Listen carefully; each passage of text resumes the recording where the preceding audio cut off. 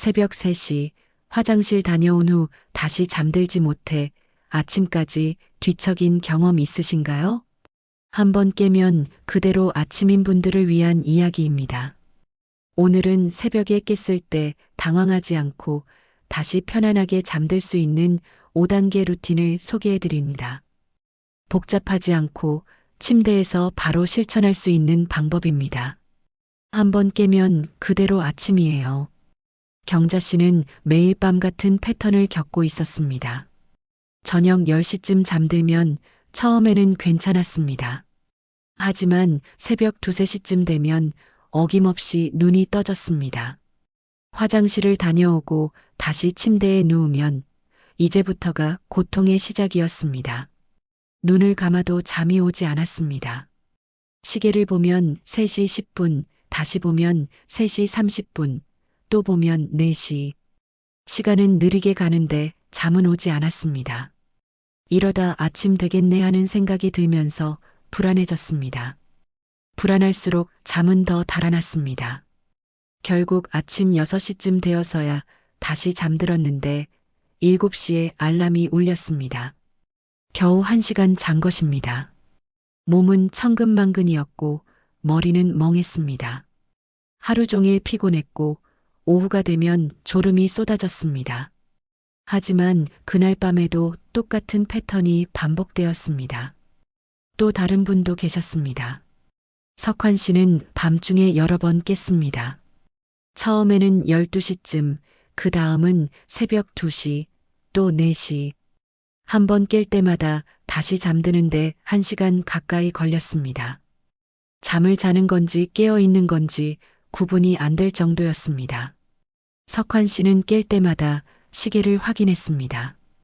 벌써 2시네, 아직 4시밖에 안 됐네 하면서 시간을 계산했습니다.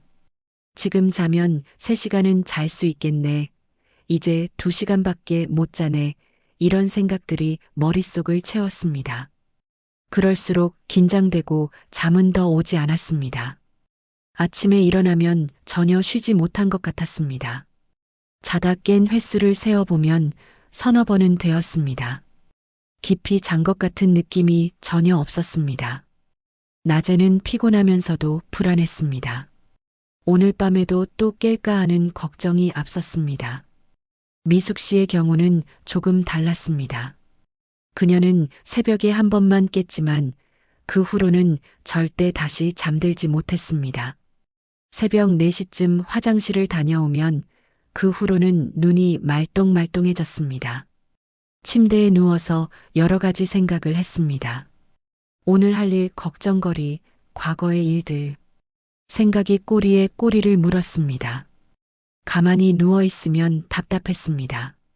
그래서 일어나서 TV를 보거나 책을 읽었습니다. 하지만 집중이 되지 않았습니다. 머리는 멍하고 눈은 피곤한데 잠은 오지 않았습니다. 결국 6시가 되면 그냥 일어나서 하루를 시작했습니다. 세 분의 공통점은 무엇이었을까요? 새벽에 깬 후 다시 잠드는 방법을 모른다는 것이었습니다.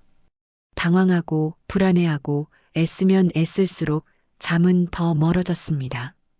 그리고 그 경험이 다음날 밤의 불안으로 이어지면서 악순환이 계속되었습니다.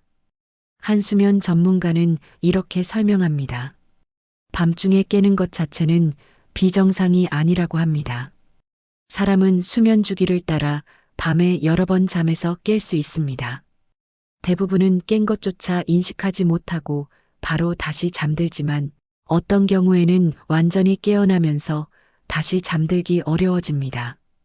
특히 시니어분들은 수면 구조가 변하면서 밤중 각성이 더 흔해집니다. 깊은 수면이 줄어들고 얕은 수면이 늘어나면서 작은 자극에도 쉽게 깨게 됩니다. 화장실 때문에 깨기도 하고 소음이나 불편함 때문에 깨기도 합니다. 문제는 깨는 것 자체가 아니라 깬 후 어떻게 반응하느냐입니다. 경자 씨처럼 시계를 보면서 시간을 확인하고 불안해하면 각성 수준이 높아져서 다시 잠들기 어려워집니다. 석환 씨처럼 또 깼네 하면서 좌절하면 스트레스 호르몬이 분비되면서 잠이 달아납니다. 그렇다면 어떻게 해야 할까요? 새벽에 깼을 때 다시 잠들 수 있는 5단계 루틴이 있습니다. 1단계 시계를 보지 않는다. 이것이 가장 중요한 첫 단계입니다. 깼을 때 가장 먼저 하고 싶은 행동이 시계 확인이지만 이것이 바로 함정입니다. 수면 연구자는 이렇게 조언합니다. 시계를 보는 순간 뇌가 활성화된다고 합니다. 지금 몇 시지? 몇 시간 잤지? 몇 시간 더 잘 수 있지? 이런 계산을 하면서 뇌가 깨어나는 것입니다. 그리고 시간이 생각보다 많이 지나갔으면 실망하고 별로 안 지났으면 아직 이렇게 남았는데 어떡하지 하면서 불안해집니다. 경자 씨는 이 조언을 듣고 침실에 시계를 치웠습니다. 탁자에 놓여있던 시계를 서랍 안에 넣었습니다. 핸드폰도 뒤집어 두었습니다. 깨더라도 시간을 확인할 수 없게 만든 것입니다. 처음에는 불안했습니다. 시간을 모르니까 더 신경이 쓰였습니다. 하지만 며칠 지나니 오히려 편해졌습니다. 시간을 모르니 초조할 이유가 없었습니다. 지금이 몇 시든 상관없어. 그냥 편하게 누워있으면 돼 하는 마음이 들었습니다.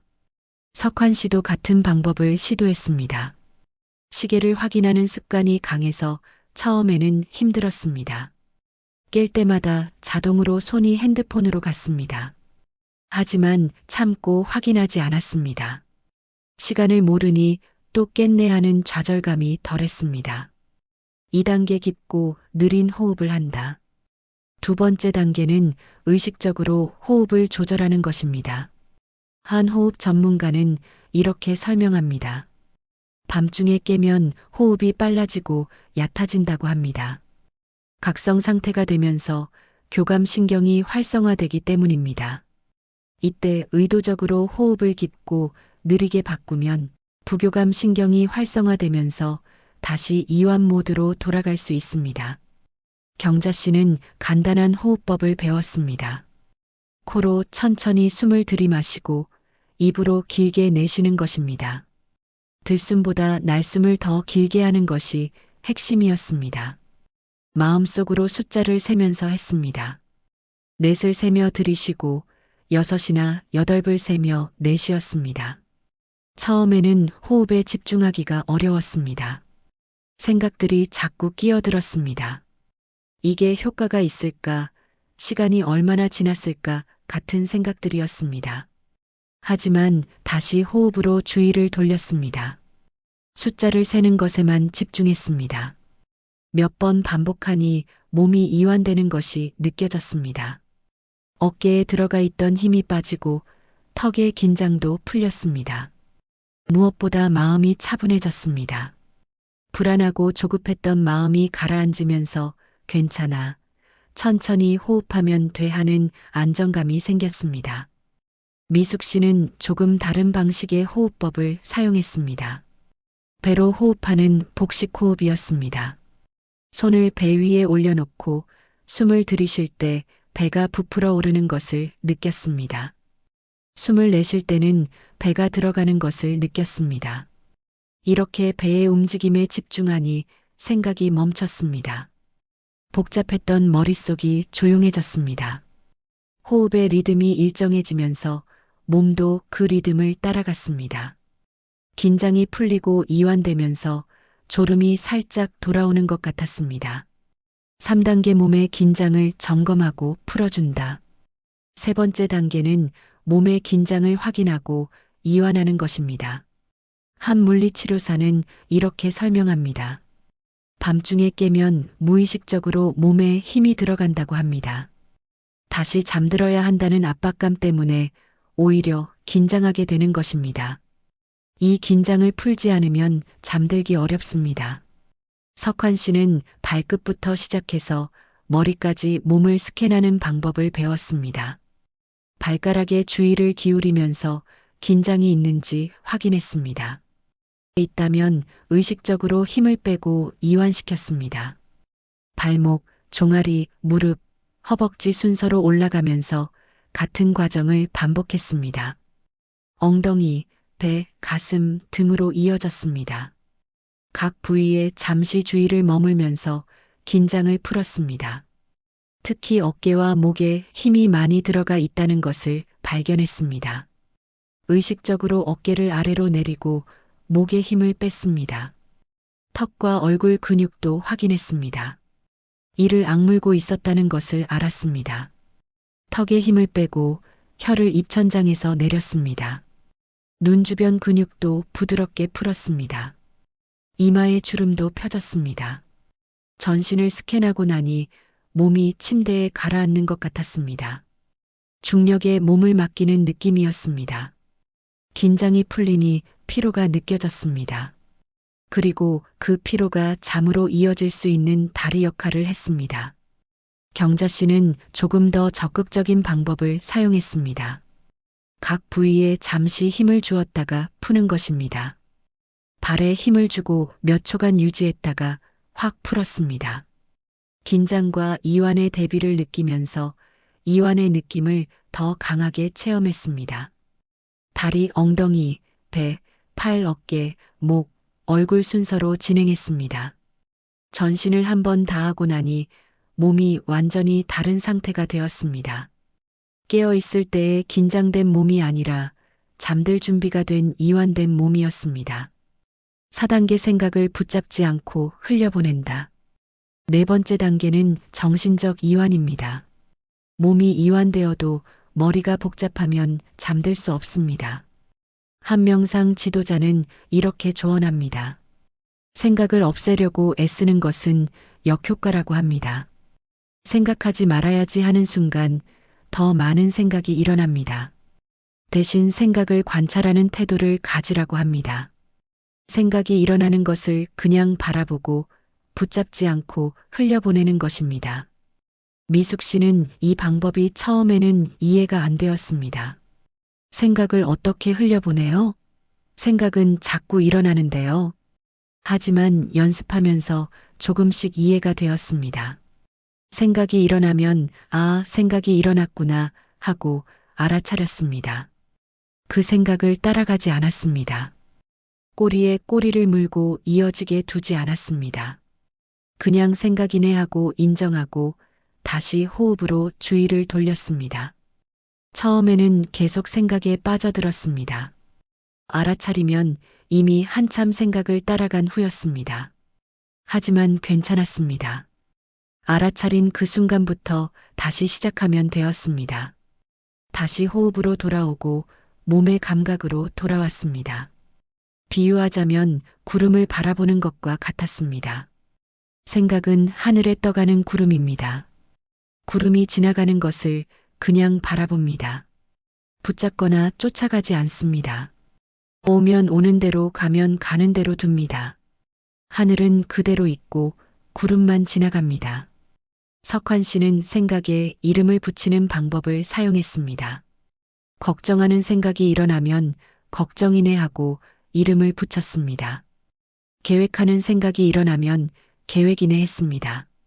과거 회상은 회상이네, 미래 상상은 상상이네 했습니다. 이렇게 이름을 붙이면 생각과 거리가 생겼습니다. 생각에 빠져들지 않고 관찰자의 입장이 되었습니다. 내가 걱정하고 있구나 하고 알아차리면 그 걱정에 휘둘리지 않게 되었습니다. 경자 씨는 숫자 세기를 활용했습니다. 양을 세듯이 거꾸로 숫자를 세었습니다. 100부터 시작해서 하나씩 줄여가면서 셌습니다. 100, 99, 98, 97. 천천히 호흡과 함께 숫자를 세었습니다. 숫자 세기에 집중하니 다른 생각이 끼어들 틈이 없었습니다. 가끔 다른 생각이 일어나면 숫자를 놓쳤습니다. 그럼 다시 100부터 시작했습니다. 몇 번 반복하다 보면 어느 순간 숫자도 희미해지면서 잠의 경계로 넘어가는 것을 느꼈습니다. 5단계 편안한 자세를 찾는다. 마지막 단계는 신체적 편안함을 찾는 것입니다. 한수면 자세 전문가는 이렇게 설명합니다. 잠들기 위해서는 몸이 편안해야 한다고 합니다. 작은 불편함도 각성을 유지시킬 수 있습니다. 베개의 높이, 이불의 무게감, 온도, 자세 등을 점검하고 조절하는 것이 중요합니다. 경자 씨는 자세를 바꿔보았습니다. 똑바로 누워 있다가 옆으로 돌아 누웠습니다. 오른쪽으로 누웠다가 왼쪽으로도 누워 보았습니다. 어떤 자세가 가장 편한지 몸의 감각에 귀 기울였습니다. 베개도 조절했습니다. 너무 높은 것 같으면 손으로 눌러서 낮췄습니다. 목이 불편하면 베개 위치를 조금 이동했습니다. 다리 사이에 쿠션을 끼워 보기도 했습니다. 작은 조절이지만 편안함이 달라졌습니다. 석환 씨는 온도에 신경 썼습니다. 너무 덥거나 춥지 않은지 확인했습니다. 발이 차가우면 양말을 신었습니다. 너무 더우면 이불을 조금 걷어냈습니다. 몸의 온도가 적절해야 잠들기 쉽다는 것을 알았습니다. 미숙 씨는 이완된 자세를 의식적으로 만들었습니다. 별 모양으로 팔다리를 편하게 벌렸습니다. 온몸이 침대에 닿는 면적을 넓혔습니다. 중력에 몸을 완전히 맡겼습니다. 침대가 몸을 받쳐주는 것을 느꼈습니다. 손의 위치도 중요했습니다. 가슴 위에 올리면 답답했습니다. 배 위에 가볍게 올리거나 옆구리에 편하게 두었습니다. 손에 힘을 빼고 손가락도 자연스럽게 구부러지게 두었습니다. 이 5단계 루틴을 세 분은 매일 밤 실천했습니다. 처음에는 단계를 기억하는 것도 어려웠고 효과도 바로 나타나지 않았습니다. 하지만 점차 익숙해지면서 자연스러워졌습니다. 경자 씨는 시간이 지나면서 변화를 느꼈습니다. 새벽에 깨더라도 당황하지 않게 되었습니다. 깼구나, 괜찮아. 5단계 루틴을 하면 돼 하는 마음의 여유가 생겼습니다. 시계를 보지 않으니 불안이 줄었고 호흡과 이완을 하면 다시 잠들 수 있었습니다. 모든 날이 성공적인 것은 아니었습니다. 어떤 날은 루틴을 다해도 잠이 오지 않았습니다. 하지만 예전처럼 초조하지는 않았습니다. 오늘은 안 되는구나. 그래도 편하게 쉬고 있으니 괜찮아 하고 받아들였습니다. 잠들지 못해도 몸을 이완하며 쉬는 것만으로도 어느 정도 회복이 되었습니다. 석환 씨는 깨는 횟수가 줄어들었습니다. 루틴을 익히면서 밤중 각성에 대한 불안이 줄어들었고 불안이 줄어드니 실제로 덜 깨게 되었습니다. 깨더라도 빨리 다시 잠들 수 있게 되었습니다. 한 번 깨서 1시간씩 뒤척이던 것이 이제는 10여 분 안에 다시 잠들었습니다. 미숙 씨는 새벽 각성 자체가 문제가 아니라는 것을 깨달았습니다. 깨는 것은 자연스러운 현상이고 중요한 것은 깬 후 어떻게 반응하느냐였습니다. 5단계 루틴을 통해 다시 잠들 수 있다는 자신감이 생기니 깨는 것에 대한 두려움이 사라졌습니다. 세 분은 이 루틴을 자신에게 맞게 조금씩 변형했습니다. 경자 씨는 1단계와 2단계를 특히 강조했습니다. 시계를 안 보고 호흡에 집중하는 것만으로도 큰 효과를 받기 때문입니다. 호흡을 충분히 하고 나서 나머지 단계로 넘어갔습니다. 석환 씨는 3단계인 몸의 이완을 가장 중요하게 여겼습니다. 자신이 얼마나 긴장하고 있었는지 깨닫고 의식적으로 이완하면 잠이 왔습니다. 전신 스캔을 꼼꼼하게 하면서 숨겨진 긴장을 찾아서 풀었습니다. 미숙 씨는 4단계인 생각 흘려보내기에 가장 많은 시간을 할애했습니다. 자신의 문제가 과도한 생각이라는 것을 알았기 때문입니다. 생각을 관찰하는 연습을 꾸준히 하면서 점차 생각에 휘둘리지 않게 되었습니다. 한 수면 심리학 전문가는 이렇게 설명합니다. 이 5단계 루틴의 핵심은 각성 수준을 낮추는 것이라고 합니다. 밤중에 깨면 각성 수준이 올라가는데 다시 잠들려면 이것을 낮춰야 합니다. 각 단계가 서로 다른 방식으로 각성을 낮추는 역할을 합니다. 시계를 보지 않는 것은 인지적 각성을 줄입니다. 시간 확인과 계산은 뇌를 활성화시키니까요. 호흡 조절은 생리적 각성을 낮춥니다. 부교감 신경을 자극해서 이완 반응을 일으킵니다. 몸의 이완은 신체적 긴장을 해소합니다. 근육이 이완되면 뇌로 가는 긴장 신호가 줄어듭니다. 생각 흘려보내기는 정신적 각성을 관리합니다. 생각에 빠져들지 않으면 뇌가 차분해집니다. 편안한 자세 찾기는 환경적 요인을 최적화합니다. 작은 불편함들이 각성을 유지시킬 수 있으니 최대한 편안한 상태를 만드는 것입니다. 세 분은 이 루틴을 낮 시간에도 활용하기 시작했습니다. 경자 씨는 낮에 긴장되거나 불안할 때 호흡 조절을 했습니다. 몇 번만 깊게 호흡해도 마음이 차분해지는 것을 느꼈습니다. 석환 씨는 낮 동안 틈틈이 몸의 긴장을 확인했습니다. 어깨에 힘이 들어가 있으면 의식적으로 내렸습니다. 턱을 악물고 있으면 풀었습니다. 이렇게 낮 동안 긴장을 관리하니 밤에 쌓인 긴장이 덜했습니다. 미숙 씨는 명상을 시작했습니다. 낮에 10여 분씩 앉아서 생각을 관찰하는 연습을 했습니다. 이 연습이 밤에 생각을 흘려보내는데 도움이 되었습니다. 낮과 밤의 연습이 시너지를 냈습니다.